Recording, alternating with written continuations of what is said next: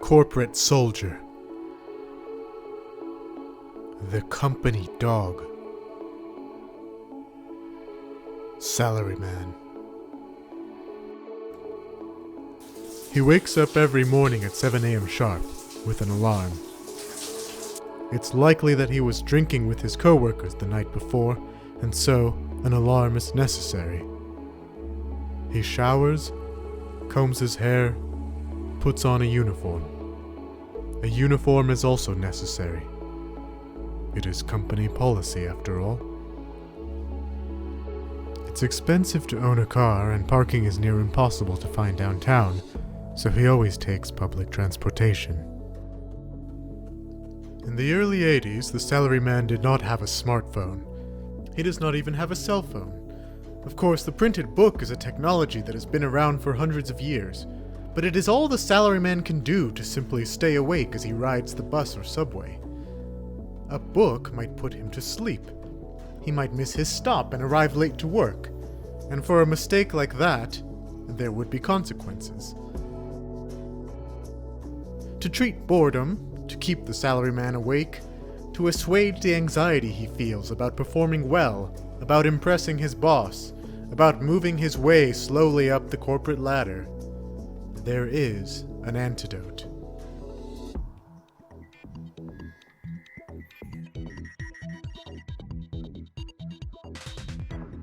The Game & Watch. A compact, sleek, and elegant device with a metal sheen reminiscent of a calculator or other scientific instrument. A toy, yes, but not one that looks out of place in the pocket of a suit jacket, and something easily hidden if the salaryman happens to find himself in the same car as a nosy co-worker or boss. Once the commute ends and the workday begins, the salaryman will be at the office for 8, 9, sometimes 10 hours. After he finally clocks out, his boss will likely pressure him again to go out for drinks, to facilitate a sense of camaraderie within the company. He won't touch the Game & Watch again unless, perhaps out of boredom or sheer desperation, he goes to the toilet and plays a quick round. There's about a 50% chance the salaryman plays his Game & Watch on the bus ride home. Half the time, he naps instead. He arrives home to make some instant ramen, and soon falls asleep to fitful dreams that give no rest.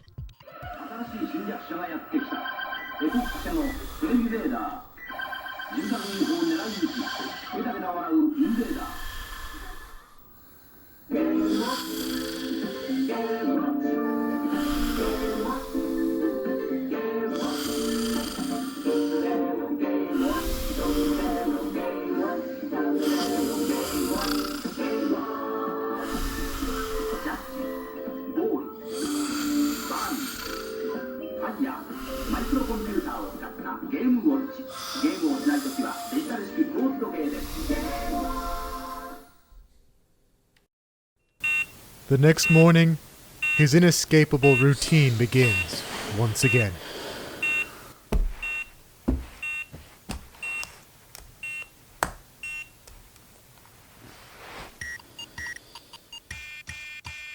So how does the story of the salaryman end? Does he die an early death from stress and overwork? Does he manage to provide for a family in the hopes that his children will have a better life than he? Or perhaps he breaks free from his chains and ends up pursuing a career that actually fulfills him in some meaningful way. I'll leave the details of his fate up to your imagination to decide. What is certain, however, is that our relationship to mobile technology has changed vastly since the early 1980s. The salaryman and his Game & Watch unit could not have imagined the smartphones, tablets, and game consoles we have today that can play hundreds, if not thousands of games at an instant. You might be thinking, well great, we're much better off than the salaryman was before. But a quick look at some research actually shows, in terms of wages, things have been totally stagnant since then. While productivity has gone up, wages have not risen to actually meet those increased levels of productivity. As you can see in these charts from the Economic Policy Institute, it's quite a dispiriting picture. Workers produce much more, but typical workers' pay lag far behind. When it comes to annual pay increases, top 1% wage grew 138%, while wages for the bottom 90% grew only 15%. Wages of college graduates have been falling since the year 2000. CEOs now make 296 times what a typical worker earns. The minimum wage would be over $18 had it risen alongside productivity. So it seems that the salaryman, despite only having his Game & Watch to keep him on precipice of benumbed resignation in lieu of an abyss of despair, may have actually been better off economically than workers are today. But why am I bringing this up? Well, if you look at the Game & Watch games themselves, there are about 60 different titles in all, you'll find that the idea of work and the working class person is quite central to the story behind most of these games. While many video games of the time were based in the realm of fantasy or science fiction, exploring dungeons, fighting space invaders, etc., Game & Watch tended to keep its subject matter fully in the realm of the ordinary. Though Mr. Game & Watch is originally just an amalgam of many different characters that appear in the Game & Watch titles, a sort of useful fiction created by Sakurai and his team specifically for Smash Bros., I think the consistency we see in the themes of his games actually make it easier to construct a biography of Mr. Game & Watch as a character, in the same way that we can talk about Samus or Princess Peach as a character. So let's go on a journey to discover Mr. Game & Watch's moveset, and find the hidden tragedies and triumphs behind the life of a two-dimensional man. San Francisco, the early 20th century. To make things simple, let's say Mr. Game & Watch was born in the year 1900. Perhaps like many heroes, Mr. Game & Watch was an orphan, but unlike the orphans of science fiction and fantasy novels, most orphans born in the rough part of town aren't likely to be chosen for some great destiny. We see Mr. Game & Watch's first gig being that of a street performer, a juggler. If you go to the Fisherman's Wharf section of San Francisco today, you'll still find plenty of these street performers trying to make a living from the generosity of tourists. This wasn't a bad gig for a teenager trying to make some money on the side, but it isn't long before Mr. Game & Watch yearns to see sights beyond the city he grew up in. It's off to the docks, where he becomes part of the crew of a sailing vessel, working as a flagman. Being the lowest-ranked crew member of a sailing ship in the early 1900s must have been hard work, not only getting ordered around by the bosun, but getting beat by the broad sun, wind, and rain. After docking on a particularly grueling voyage, it seems Mr. Game & Watch left his seafaring days behind and tried a variety of odd jobs, the first being that of an exterminator. Rabbits, gophers, rats, and other type of vermin were no doubt a nuisance for the many gardens over in the East Bay, in Oakland and Berkeley. So he probably made a fair living using hammers, or, as we see in this example, using dogs and ferrets combined with humane traps to capture the pests. This takes us to 1923, when the Great Berkeley Fire consumes over 600 buildings, including the tenement home where Mr. Game & Watch likely lived. Though initially released as part of the Silver series in 1980, Fire was remade as part of the widescreen series in 1981.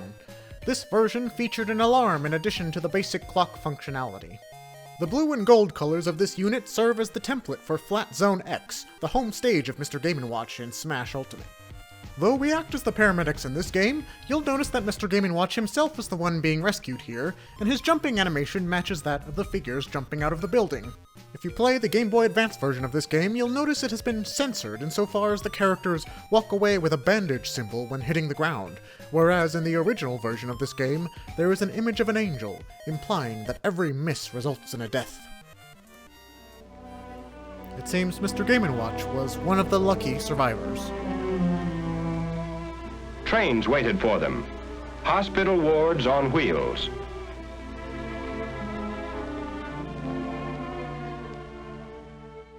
With the next game, Judge, we might think that Mr. Game & Watch somehow managed to get both an undergraduate and law degree to become an arbiter of the court. The chances that this was the case, considering that Mr. Game & Watch just lost his livelihood due to a raging fire, are slim to none. A quick look at the game itself is enough to show you that this is not a black-robed official delivering lawful judgment, but rather two brutes whacking each other with a hammer. More likely the game is a reference to the law enforcement side of justice, specifically the police baton.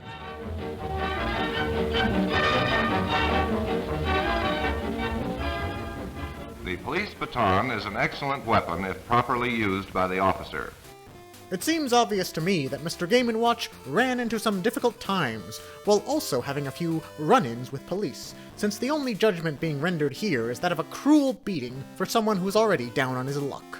We don't know how long Mr. Game & Watch was getting into fights, drifting around, stealing to survive, but eventually it is clear that he is able to pick himself up and take a job as a sewer worker, plugging manholes for unaware citizens walking the streets above.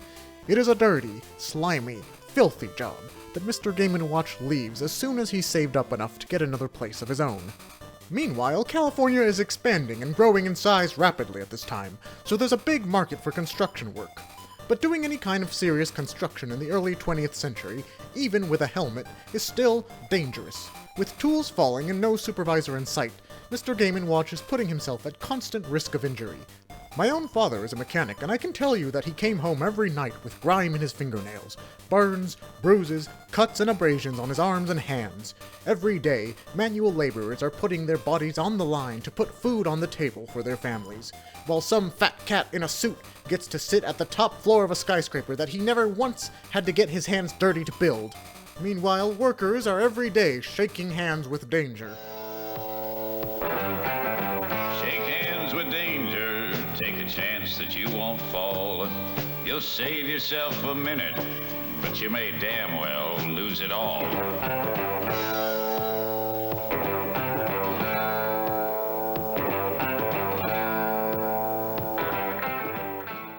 We don't know exactly how long Mr. Game & Watch worked in construction, but it is clear that the performer inside that came to life when he worked as a juggler in the streets of San Francisco still yearned to be applauded and seen.